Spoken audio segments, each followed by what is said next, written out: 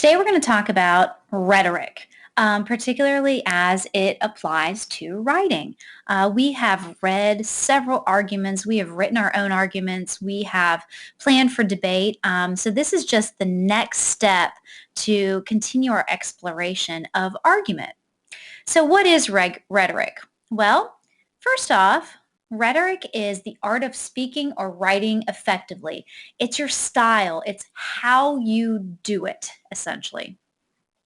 Some may call it a command of the language or skillful oratory, but it aims to improve the capability of writers or speakers to inform, to persuade, or to motivate particular audiences in specific situations. So it's the how of writing. It's not any longer the content, but it's the style that you use.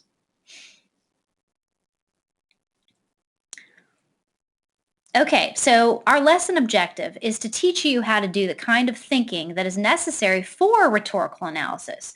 Because not only is rhetoric important when you're writing, but it's also important to look at as you are reading text. And so we're going to be doing a cool little activity to kind of show you what rhetoric would be.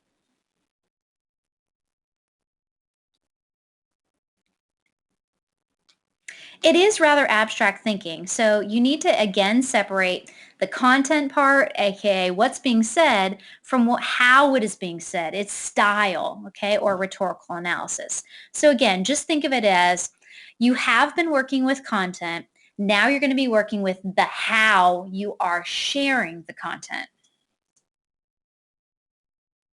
Okay, so in regards to rhetoric, there are three areas that we need to focus on. The first is logos. Logos is basically the reasoning, the logic, the proof that would go into an argument. It's the structure of the speech, for example, having an opening, a body, and a closing. It's going to refer to all your statistics, all your studies, all your case analyses. It makes comparisons. It has analogies and metaphors. So it's the brain part of an argument and the way someone is going to write their thoughts about that argument. There's also ethos. Ethos is important because it is the way that a writer is going to build credibility or make you trust them. So the mechanics that it's going to have would be any personal branding, the way it is delivered through confidence. They make themselves seem as if they're experts because they would cite credible sources within the field. Okay, so really think about the TED Talks that you've seen because they employ these three areas. The last one is pathos, and pathos is the emotions. It's the way that they're kind of pulling at your heartstrings and really sucking you in. So pathos is going to tell stories. They're going to give you inspirational quotes. They're going to use a lot of imagery and vivid language in what they say. So again, the three rhetorical devices are logos, which is the brain, okay, giving you all of those examples and case studies and comparisons. Then there's ethos that is going to build your trust, making them seem as if they are an expert who is very confident, and pathos where they really, just draw on your emotions as much as they can. Okay, and again, ethos, credibility. It's the ethics or the moral principles of the writer. It's how they're going to establish trust.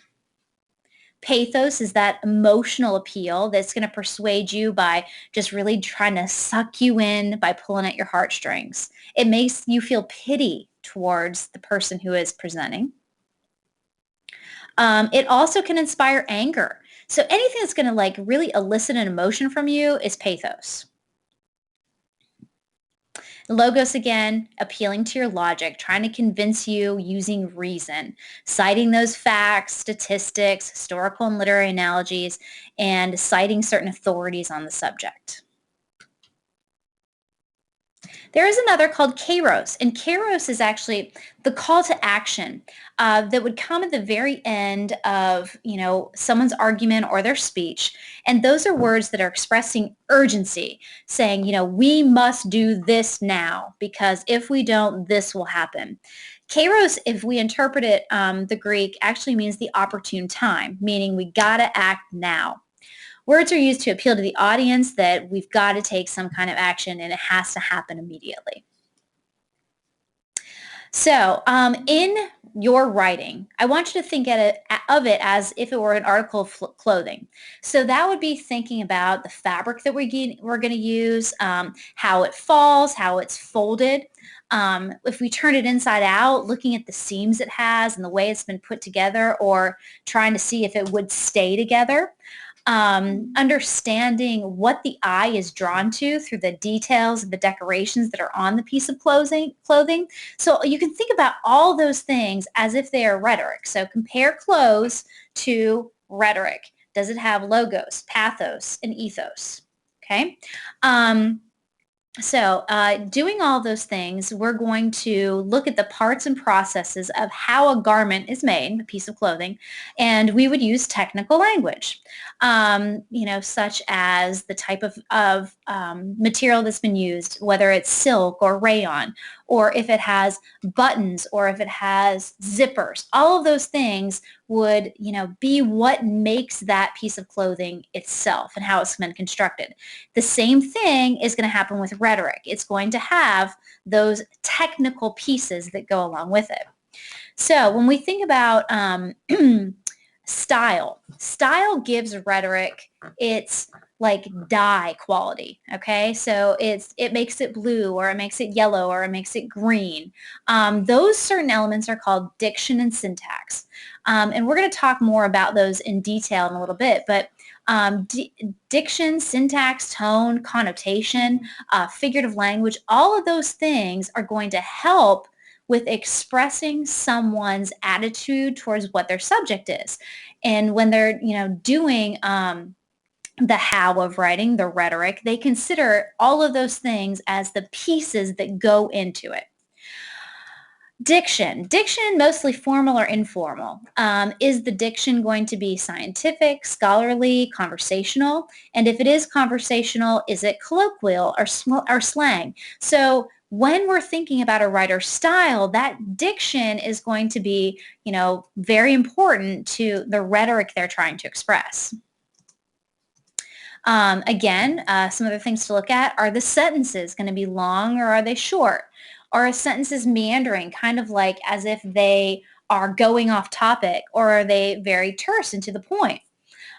Is there a different variety of punctuation, and how does punctuation establish relationships among ideas within the sentences? Also, is the tone serious, or is it playful? Do you get emotion from the writer or not? Is the language literal, or is it really metaphorical? Do they really make you try to think about ways in which things could be compared? And do the metaphors bring a positive or a negative feeling with them?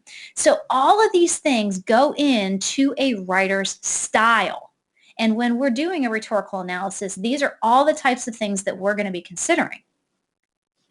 Okay, so some rhetorical devices that are going to be used. Again, these are like the jewelry of rhetoric. Just like, when we create a piece of clothing, we're adding all those extras to it. So these rhetorical devices are things that are going to be added in to give them more meaning.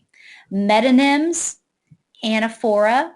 We also have allusions, parallel structure, hyperbole, and repetition. And we're going to talk about some more of these things in detail as to what they actually are and how they provide deeper understanding of meaning. Now, to really help you understand what rhetoric is, we're going to make paper dolls. So I'm going to be giving each one of your teams a paper doll figure, and you're going to get to dress it up. Okay, whether you use ethos or pathos or logos or kairos, you're going to, design an outfit for them that is going to express something about your paper doll. Okay, and I want you to think about this as how the same way that authors dress up their writing, adding in all of those extra things to either persuade you or motivate you or to inform you. I'm also going to give you 3 colors that you can use in your design. And again, you're going to consider how you would create your doll to reflect rhetoric. So thinking about these things, is it going to be a formal tone? Then you would create fancy clothing. If you're going to be more playful, you could design clothing that reflects your use of language. Are you going to incorporate a lot of figurative language? Then you would create like whimsical things for your doll to wear.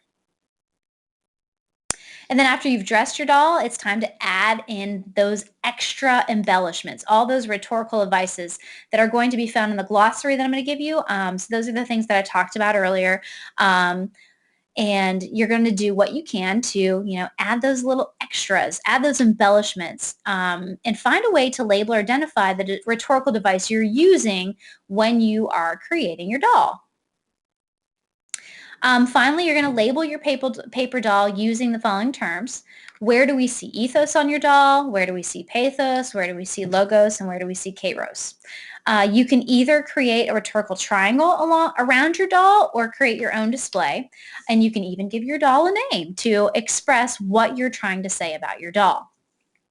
Okay, so at this point, we're going to get started putting it all together, creating our own dolls using rhetoric. So you're going to really want to collaborate with your team and make some design decisions on how you're going to express ethos, pathos, and logos, as well as kairos when you are designing your doll. And then remember to create your triangle around your doll in which you're explaining how you've used each rhetorical device. All right, so have fun, and I hope that you have learned a little bit more about what rhetorical analysis is. All those, like,